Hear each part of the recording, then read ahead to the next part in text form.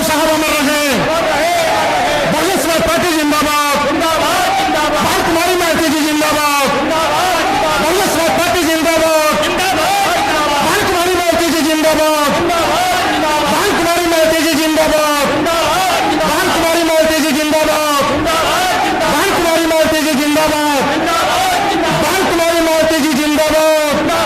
भारत कुमारी मालती जी जिंदाबाद।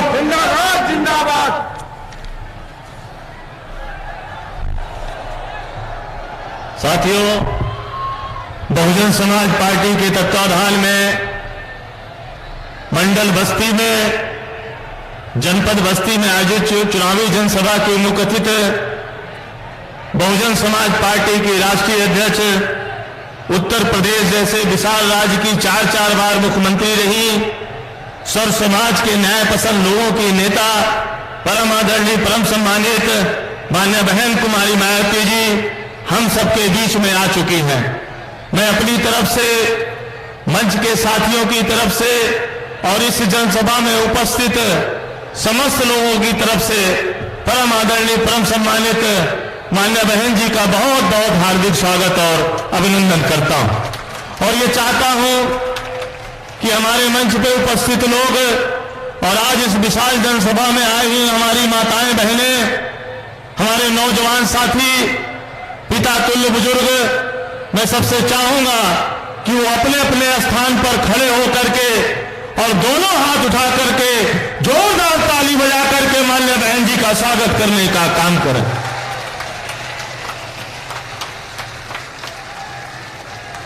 मैं चाहूंगा कि हम सबके बीच में लोकसभा बस्ती के मान्य बहन जी के आशीर्वाद प्राप्त प्रत्याशी श्री लौकुश पटेल जी आए और चुनाव चिन्ह हाथी भेंट करके मान्य बहन जी का स्वागत करने का काम करें। मान्य बहन कुमारी मायावती जी जिंदाबाद। मान्य बहन कुमारी मायावती जी जिंदाबाद। दूसरे हमारे प्रत्याशी भाई नदीम जी जो डुमरियागंज के प्रत्याशी हैं, आप मान्य बहन जी को तथागत गौतम बुद्ध की प्रतिमा भेंट करके स्वागत करने का काम करें। मान्य बहन कुमारी मायावती जी जिंदाबाद। मान्य बहन कुमारी मायावती जी जिंदाबाद। लोकसभा संत कबीर नगर के प्रत्याशी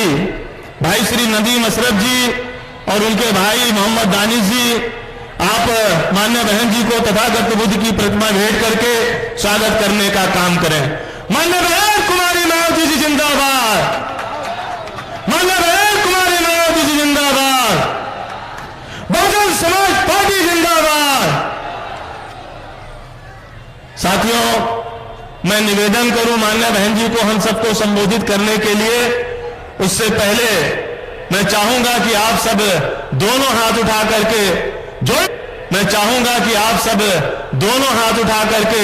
जोरदार नारा लगा करके मान्य बहन जी का स्वागत करने का काम करें। मान्य बहन कुमारी मायावती जी जिंदाबाद।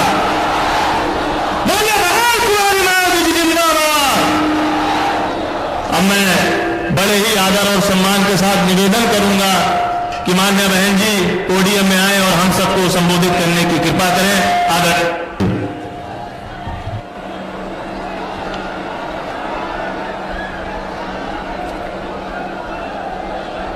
बीएसपी की इस चुनावी जनसभा में इकट्ठा हुए पार्टी के सभी छोटे बड़े पदाधिकारी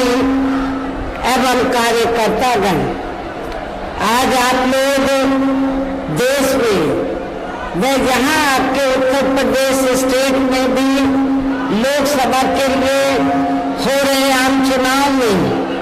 अपनी पार्टी के उम्मीदवारों के समर्थन में मुझे सुनने के लिए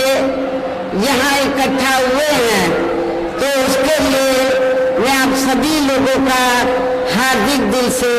आभार प्रकट करती हूँ। वैसे आप लोगों को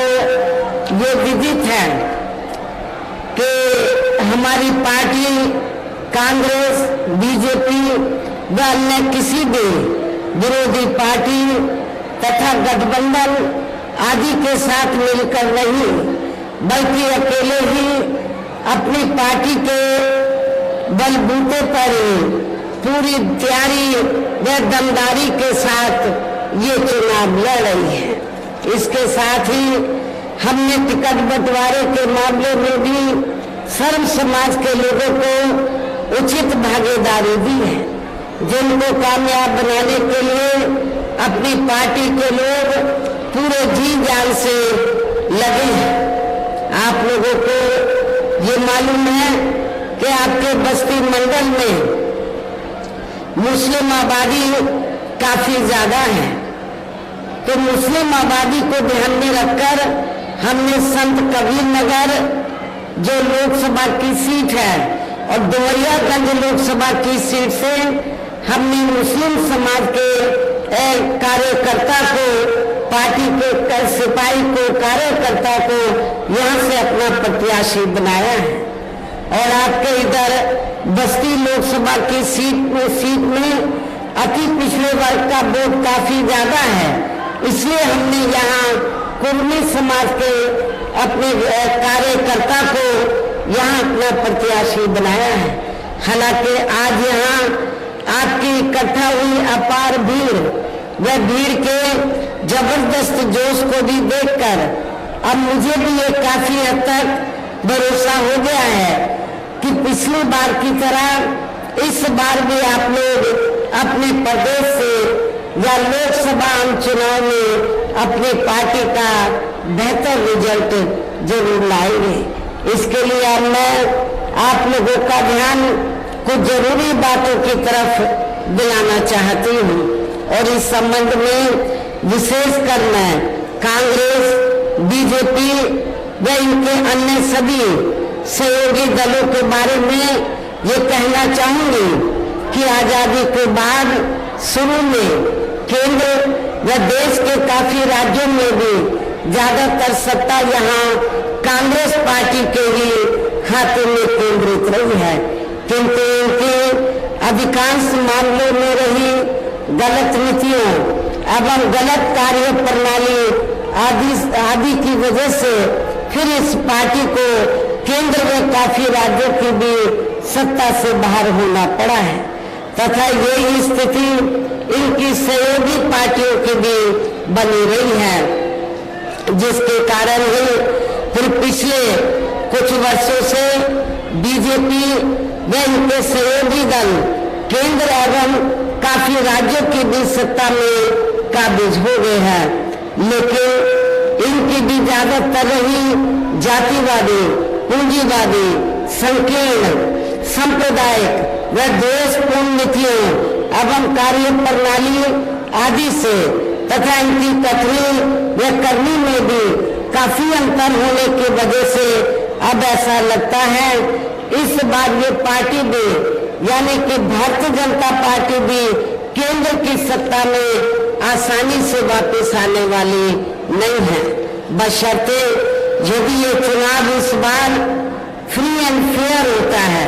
पूरे तौर से फ्री एंड फेयर होता है तथा आम चर्चा के मुताबिक वोटिंग मशीनों में भी कोई गड़बड़ी आदि नहीं की जाती है और वैसे भी इस बार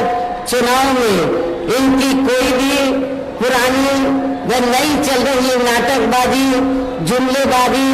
व गारंटी आदि काम में आने वाली नहीं है, क्योंकि अब देश की जनता काफी हद तक इस बात को समझ चुकी है कि इनकी पार्टी ने अब तक देश के विशेषकर गरीबों, कमजोर तबकों, मध्यम वर्गीय एवं अन्य मेहनतकश लोगों को जो इन्हें अच्छे दिन दिखाने के असंख्य प्रलोभन भरे वायदे किए हैं तथा अनेकों हवाई व कागजी गारंटी आदि भी दी है, तो उनका जमीनी हकीकत में अभी तक इन्होंने लगभग 1/4 हिस्सा भी कार्य पूरा नहीं किया है, बल्कि इसके स्थान पर इनका ज्यादातर समय व ताकत भी जहां इनके अपने चहेते रहे बड़े बड़े पूंजीपतियों एवं धन्ना सेठों को ही ज्यादा से ज्यादा मालामाल व धनवान आदि बनाने में तथा उन्हें हर स्तर पर छूट देने में व बचाने में ही लगी रहती है, जिनके अधिकांश आर्थिक सहयोग से ही ये पार्टी व अन्य पार्टियां भी अपना संगठन चलाती हैं तथा चुनाव आदि भी लड़ाती हैं, जिसका काफी कुछ खुलासा बॉन्ड की आई रिपोर्ट से भी हो जाता है। इस संबंध में जैसे आप लोगों को ये मालूम है कि अभी कुछ दिन पहले माननीय सुप्रीम कोर्ट ने तो बॉन्ड के जरिए जिन जिन पार्टियों ने बड़े बड़े पूंजीपतियों व धन्ना सेठों आदि से पैसा लिया है तो उसकी रिपोर्ट का खुलासा किया है। और रिपोर्ट में क्या आया कि पूरे देश में तो बीएसपी को छोड़कर कांग्रेस, बीजेपी व अन्य और विरोधी पार्टियां इन्होंने इस देश के बड़े बड़े पूंजीपतियों व धन्ना सेठों से बॉन्ड के जरिए तो अरबों खरबों रुपया अपनी पार्टी के संगठन को चलाने व चुनाव आदि लड़ाने के लिए लिया है, ये रिपोर्ट में आया है। लेकिन बहुजन समाज पार्टी एक ऐसी पार्टी है, रिपोर्ट से ये खुलासा हुआ कि बहुजन समाज पार्टी एक ऐसी पार्टी है जिस पार्टी ने देश के किसी भी छोटे या बड़े पूंजीपति व धन्ना सेठ से एक भी रुपया अपनी पार्टी के संगठन को चलाने व चुनाव आदि लड़ाने के लिए नहीं लिया है। इसलिए हमारी पार्टी बीएसपी मेंबरशिप के जरिए ही और जन्मदिन के मौके पर थोड़ा थोड़ा धन इकट्ठा करके चुनाव के दौरान भी थोड़ा थोड़ा धन इकट्ठा करके हमारी पार्टी अपने संगठन को चलाती है तथा चुनाव आदि भी लड़ाती है। इसके साथ ही अब ऐसा लगता है, इसके अलावा इसके साथ ही अब ऐसा लगता है कि कांग्रेस पार्टी की तरह ही बीजेपी ने भी केंद्र की तमाम सरकारी जांच एजेंसियों का ज्यादातर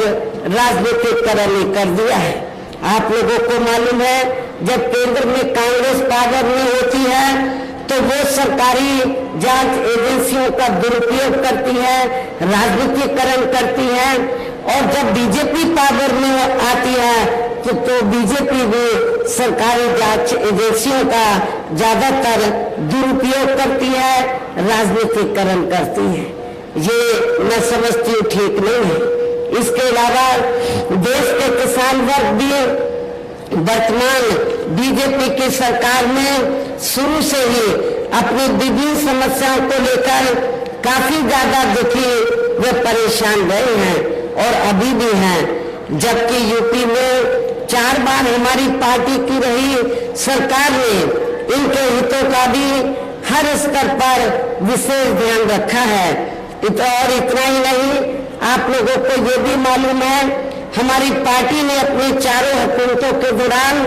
तो किसानों को समय से हमने खेती करने के लिए सस्ते साधन उपलब्ध कराए हैं और उनकी फसल का भी समय से हमने उचित दाम दिया है, जो अब आपको किसी भी पार्टी की सरकार में या मिलता हुआ नजर नहीं आ रहा है। इतना ही नहीं बल्कि केंद्र में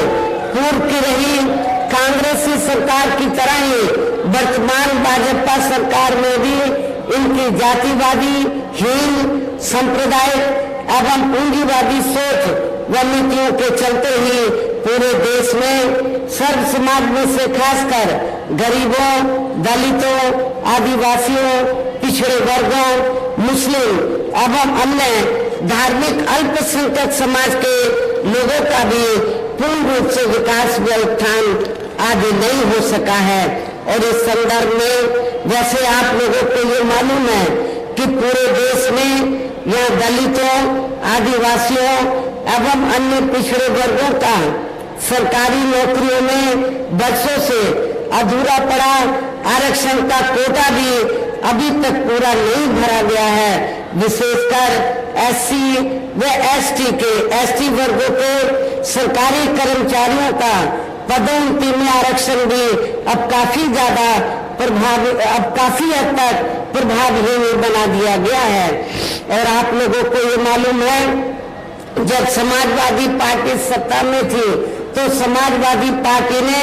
इन वर्गों के कर्मचारियों का पदोन्नति में आरक्षण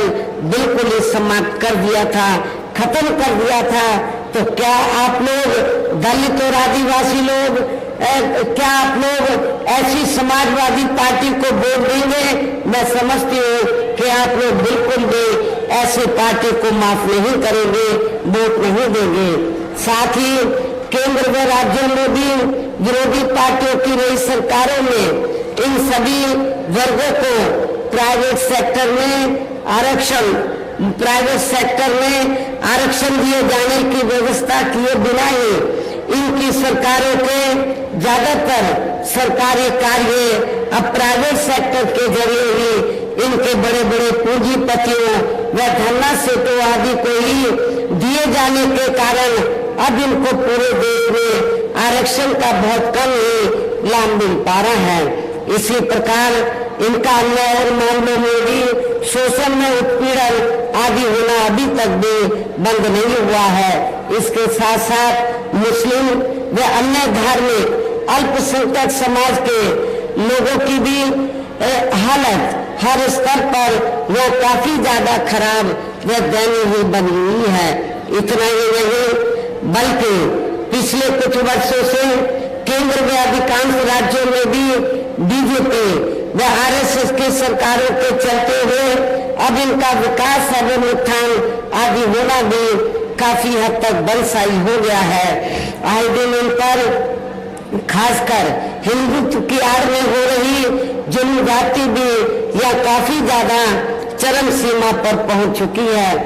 इसके साथ साथ अपर कास्ट समाज में से विशेषकर गरीब लोगों की भी हालत हमें कोई खास अच्छी नजर नहीं आती है। इनकी गलत कृषि नीतियों के कारण किसान वर्ग भी आए दिन आंदोलित रहता है। साथ ही इनके गलत आर्थिक नीतियों की वजह से देश की अर्थव्यवस्था पर भी इसका काफी बुरा प्रभाव पड़ा है, जिससे यह विशेषकर छोटे एवं मध्यम वर्गीय व्यापारी वर्ग भी काफी ज्यादा दुखी व परेशान है। और अब केंद्र में पूर्व की रही सरकारों की तरह ही वर्तमान भाजपा सरकार में भी यहाँ पूरे देश में गरीबी, बेरोजगारी एवं महंगाई आदि भी लगातार काफी ज्यादा बढ़ रही है। देश में हर स्तर पर फैला भ्रष्टाचार भी अभी तक भी खत्म नहीं हुआ है। ऐसे में अब आप लोगों को देश में हो रहे लोकसभा चुनाव में कांग्रेस, बीजेपी व इनकी सहयोगी पार्टियों को भी केंद्र की सत्ता में आने से जरूर रोकना है। जिनकी गलत नीतियों व गलत कार्य प्रणाली आदि को आप लोग काफी हद तक आजमा भी चुके हैं। ऐसी स्थिति में अब ये विरोधी पार्टियां इस चुनाव में भी किस्म किस्म के साम दाम दंड भेद आदि अनेकों हथकंडे इस्तेमाल करके केंद्र की सत्ता में आने की पूरी कोशिश में लगी हैं, जिनसे अपनी पार्टी के लोगों को हर स्तर पर काफी ज्यादा सावधान रहना है। और इस मामले में विरोधी पार्टियां अपने अपने पक्ष में हवा बनाने के लिए खासकर मीडिया, ओपिनियन पोल व सर्वे आदि का जो बड़े पैमाने पर इस्तेमाल कर रही हैं, तो उनसे भी अपनी पार्टी के लोगों को बिल्कुल भी गुमराह नहीं होना है। इसके साथ ही विरोधी पार्टियों के विभिन्न रूपों में जारी किए गए इनके हवाई व प्रलोभन भरे चुनावी घोषणा पत्रों एवं वायदों आदि के बहकावे में भी अपनी पार्टी के लोगों को कतई नहीं आना है, जिन्हें ये पार्टियां चुनाव खत्म होने के बाद ज्यादातर अमल में नहीं लाती हैं। और अभी जिन पर से देश की जनता का अधिकांश विश्वास ही उठ गया है, यही खास वजह है कि हमारी पार्टी किसी भी चुनाव में अपनी पार्टी का कोई भी चुनावी घोषणा पत्र आदि जारी नहीं करती है। वैसे भी हमारी पार्टी किसी भी चुनाव में कहने में बहुत कम बल्कि कार्य करके दिखाने में ही ज्यादा विश्वास रखती है। और इस बात का सबसे बड़ा सबूत ये है कि उत्तर प्रदेश में 4 बार हमारी पार्टी के नेतृत्व में रही सरकार ने चुनाव में अपनी पार्टी के बिना कोई जारी किए गए चुनावी घोषणा पत्र के ही प्रदेश व आम जनहित में काफी कुछ ऐतिहासिक कार्य करके दिखाए हैं, जिनके अब देश में अधिकांश पार्टियों की सरकारें काफी नकल भी कर रही हैं। जबकि इस मामले में हमारी पार्टी का ये कहना है कि यदि इन पार्टियों के स्थान पर केंद्र में हमें अपनी पार्टी की सरकार बनाने का मौका मिलता है तो तब फिर हमारी पार्टी की बनी सरकार केंद्र में यहाँ तक की रही सभी विरोधी पार्टियों की सरकारों की तरह केवल हवाई व कागजी कार्य आदि नहीं करेगी, बल्कि उत्तर प्रदेश की तरह ही जमीनी हकीकत में ठोस कार्य करके दिखाएगी। और इस संदर्भ में खासकर मैं ये कहना चाहूंगी, केंद्र द्वारा देश में पिछले कुछ समय से अति गरीब परिवारों को अस्थायी तौर पर फ्री में जो थोड़ी सी खाद्य सामग्री दी जा रही है, तो उससे इनका स्थायी तौर पर भला होने वाला नहीं है। लेकिन आप लोगों को ये भी मालूम है कि इसके बदले में जब कोई छोटा चुनाव हो या बड़ा चुनाव हो तो इसके बदले में तब फिर बीजेपी व आरएसएस के लोग ये कहते हैं कि बीजेपी की सरकार ने आपको फ्री में राशन दिया है, इसलिए आपको बीजेपी को वोट देना चाहिए। ये बिल्कुल गलत है, इसमें रत्ती भर में सच्चाई नहीं है। क्योंकि इस संदर्भ में मैं आप लोगों को ये अवगत कराना चाहती हूँ कि पूरे देश में जो गरीब लोगों को थोड़ा सा जो फ्री में राशन दिया जा रहा है, तो ये कोई बीजेपी या आरएसएस के लोग नहीं दे रहे हैं, बल्कि पूरे देश की जनता जो विभिन्न रूपों में केंद्र की सरकार को टैक्स देती है और टैक्स के जरिए जो सरकार के पास जनता का पैसा जाता है, उस पैसे से आप लोग फ्री में राशन आपको दिया जा रहा है। ये कोई किसी की मेहरबानी नहीं है। और वैसे भी आपकी ये जटिल समस्या, जो गरीब लोगों की ये जटिल समस्या है, देश में हर हाथ को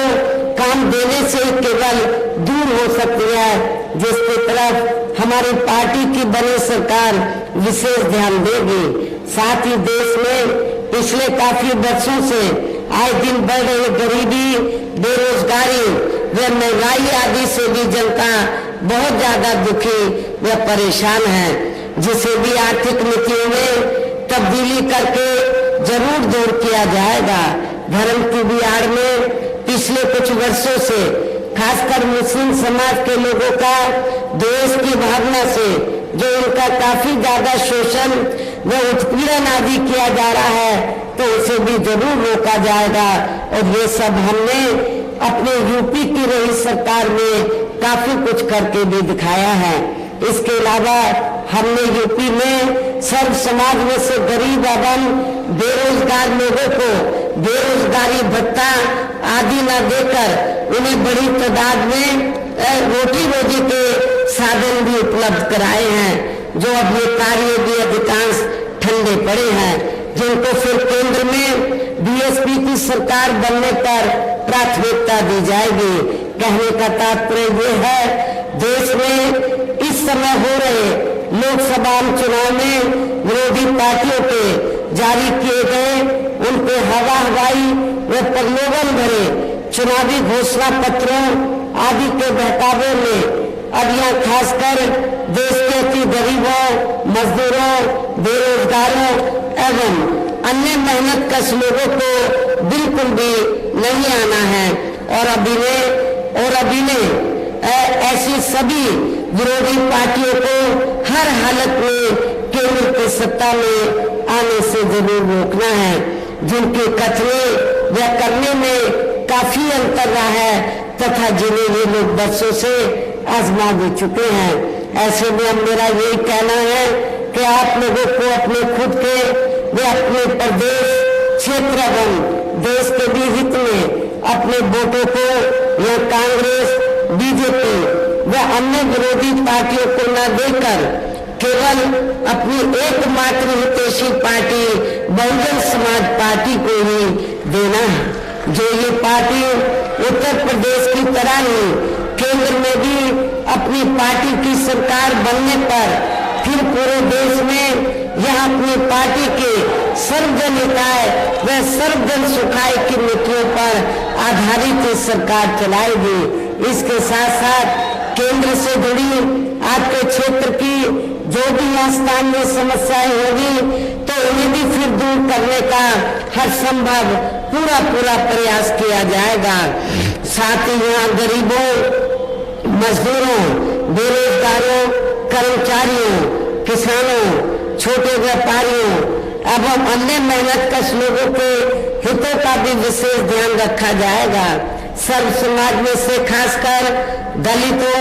आदिवासियों, पिछड़े वर्गों, मुस्लिम व अन्य धार्मिक अल्पसंख्यक समाज के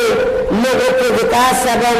उत्थान के साथ साथ हर स्तर पर उनकी सुरक्षा आदि के लिए भी जरूरी कदम उठाए जाएंगे। और तभी फिर यहाँ वास्तव में अपने देश के महान संतों, गुरुओं व महापुरुषों ने भी विशेषकर महात्मा ज्योतिबा फूले, श्री छत्रपति शाहू जी महाराज, श्री नारायणा गुरु, बाबा साहब डॉक्टर भीमराव अम्बेडकर एवं मान्यवर श्री कांशीराम जी आदि का अधूरा रहा सपना जरूर साकार हो सकता है, जिनको यूपी में हमारी पार्टी की रही सरकार द्वारा हर स्तर पर पूरा आदर सम्मान दिया गया है। इन्हीं खास बातों के साथ ही अब मेरा देश व आपके स्टेट के भी हित में, आपके क्षेत्र के भी हित में ये कहना है कि हमारी पार्टी ने यहाँ जिनको भी आपके बस्ती मंडल में यहाँ जिनको भी लोकसभा के लिए चुनाव के मैदान में उतारा है, जो आपके सामने मंच पर भी मौजूद हैं, तो उन्हें आपको जरूर कामयाब बनाना है। जिसके लिए यह पार्टी के सभी स्तर के छोटे बड़े पदाधिकारी अब वो कार्यकर्तागण पूरे जी जान से लगे हैं। जिसके लिए हमारी पार्टी के सभी स्तर के छोटे बड़े कार्यकर्ता व पदाधिकारीगण पूरे दिल जान से लगे हैं। और अब मैं अंत में मेरा यही कहना है कि आप लोगों को वोट पड़ने वाले दिन यहाँ बीएसपी के अपने सभी लोकसभा उम्मीदवारों को अर्थात बस्ती लोकसभा की सीट से हमने सभी श्री लवकुश पटेल को, आपके नौजवान साथी को चुनाव के मैदान में उतारा है। डुमरियागंज लोकसभा की सीट से हमने मोहम्मद नदीम मिर्जा को हमने टिकट दिया है। संत कबीर नगर लोकसभा की सीट से हमने सैयद नदीम अशरफ को चुनाव के मैदान में उतारा है। मेरी आप लोगों से यही कहना है कि आप लोगों को बहुजन समाज पार्टी के इन तीनों प्रत्याशियों को बीएसपी का जो चुनाव चिन्ह हाथी है, हाथी चुनाव चिन्ह के सामने वाले बटन को दबाकर इनको भारी वोटों के अंतर से जरूर कामयाब बनाना है, जिताना है। इस खास अपील के साथ ही अब मैं अपनी बात यही समाप्त करती हूँ। जय भीम, जय भारत।